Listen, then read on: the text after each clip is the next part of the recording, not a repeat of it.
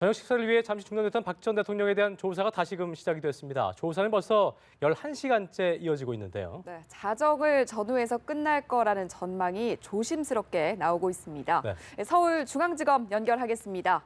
이소영 기자. 네, 저녁 식사를 위해서 중단됐던 박 전 대통령에 대한 조사는 오후 7시 10분쯤부터 다시 시작됐습니다. 박 전 대통령의 변호인인 손범규 변호사는 박 전 대통령이 저녁으로 죽을 먹었다고 전했는데요. 앞서 점심은 준비해간 도시락으로 해결했습니다. 오전 9시 35분쯤부터 시작된 조사는 11시간이 지난 지금까지 이어지고 있습니다.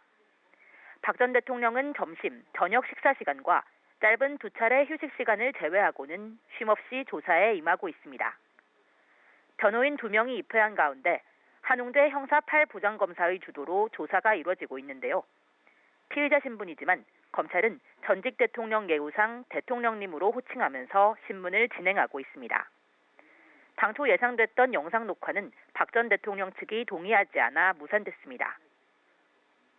네, 조사는 진척이 있는지도 궁금한데요. 박 전 대통령 측이 혐의를 인정한 부분이 있습니까? 네, 검찰에 따르면 박 전 대통령에 대한 조사는 아직도 한웅재 부장검사가 진행하고 있습니다.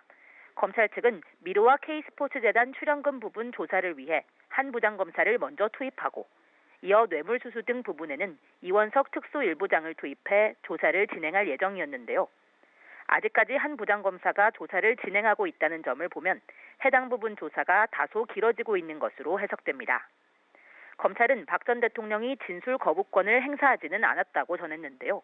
어떤 진술을 했는지는 공개할 수 없다고 밝혔습니다. 다만 앞서 박 전 대통령의 발언을 살펴보면 최순실의 사익 추구를 전혀 알지 못했다. 뇌물죄는 완전히 엮은 것이라며 혐의를 부인해온 만큼 검찰 조사에서도 이런 입장을 유지하고 있을 것으로 추정됩니다. 네, 오늘 조사가 언제쯤 종료될지 윤곽이 나왔는지 궁금하고요. 또 박 전 대통령에 대해서 구속영장을 청구할 가능성도 있는지 이 부분까지 짚어주시죠. 정확히 언제 조사가 끝날지는 아직 알 수 없는 상황입니다. 박 전 대통령이 받고 있는 혐의가 모두 13가지에 달해 조사는 상당히 시간이 걸릴 것으로 예상됐는데요. 검찰은 조사 시간이 예상과 어긋나지 않게 진행되고 있다면서도 자정을 넘겨서까지 조사가 이루어질지는 잘 모르겠다고 밝혔습니다. 전례를 살펴보면 지난 2009년 노무현 전 대통령에 대한 조사는 오후에 시작돼 자정을 넘긴 새벽 2시 10분까지 이루어졌는데요. 이를 고려하면 박 전 대통령도 자정이나 그보다 조금 이른 시각에 조사가 끝날 것으로 예상됩니다. 다만 혐의와 관련해 다툴 부분이 많을 경우 조사가 심야로 이어질 가능성도 있습니다.